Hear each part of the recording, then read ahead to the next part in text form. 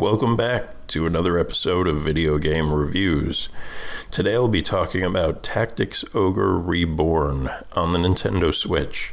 Just as a full disclaimer, I've put 145 hours into this game, which is more than I've put into a single playthrough of any game in my life ever. I'm pretty confident that is longer, maybe even significantly longer than I spent on The Witcher 3, including the DLC for The Witcher 3. I spent all that time and effort on this Tactics Ogre, and I've got right up to the end, but here's the disclaimer, I didn't finish it. But still, this must be a hell of a good game for me to invest all of that time into, right? Nope, not at all. I was only trying to push through this game so I could do a video warning people about it. I think that this may be one of, if not the very worst and most tedious SRPG or tactics game that I've ever played in my life on any platform ever. I'd give the graphics a 6. They did not opt to give this game the HD 2D treatment like Octopath Traveler or other more recent games from Square Enix. I will say that the music is probably a solid 9 here, as is pretty typical coming from Square Enix. I mean, those guys knock it out of the park with the soundtracks, and this is no exception, so I'll give them that. I give the story a score of meh. While in some regards, I would rate the writing and voice acting as pretty strong for a JRPG.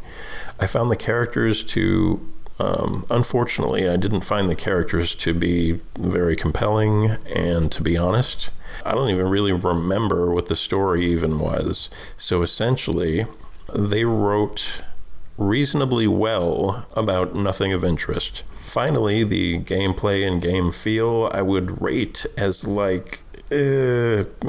a 6 at best, which is low in my estimation for a genre that I normally find just fundamentally fun. You know what I mean? The combat here is uncommonly sluggish, much slower paced than it needs to be. Again, even for this genre, I understand that this is a strategy game and not a shooter, but Jesus. And just, there's a feeling that this game is just incredibly disrespectful of your time. This game does not give a flying bleep about your time. Also, the menus are more cumbersome and less intuitive than they should be, to the extent that it is kind of a legitimate problem. The viewpoint in battles is too zoomed out for my liking. Now, to be fair, you can change this between several preset camera distances, but I felt that all of these options missed the mark in one way or another. This isn't a new genre. Figure it out. It's been done before. To innovate is one thing, but there's really camera distance. If it's not broke, don't fix it. Instead, it was fixed and you broke it. Whatever, man. So Tactics Ogre tries to limit the amount of grinding that you have to do for experience by putting level caps on different areas or sections of the game. So you can only advance your character up to level 10 or whatever. And then after that, you can fight all you want. You will never advance beyond level 10 until you clear a certain story event or whatever. And then that will raise the cap for the next section of the game. So, honestly, I'm kind of on board with that. Any time a RPG attempts to eliminate or mitigate the tedium of grinding, I'm always game for exploring what they come up with there. Unfortunately, there are other things that you need to grind for, be it items or gold or other statistics or whatever.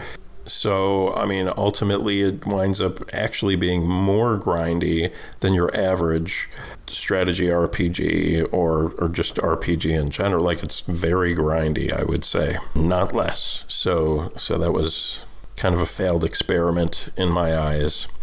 Tactics Ogre takes up 6.4 gigs and sells on the eShop for $50. I would not waste your time on this game if it were free.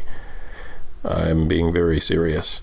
If you're looking for a turn-based strategy on the Switch, I would say that you should keep looking.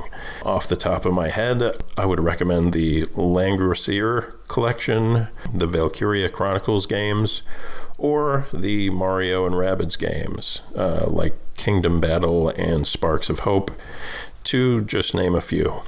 That would be much better options in my estimation if you're looking for a tactics game. Anyways, that's already more time than I really want to devote to this underwhelming turd of a game. So thanks for watching, and if you found this helpful, I hope you'll click all of the happy YouTube buttons and or tell a friend about my little show here, and I'll see you guys next time, whenever that may be. Bye-bye. Done. I'll carve you like a roast.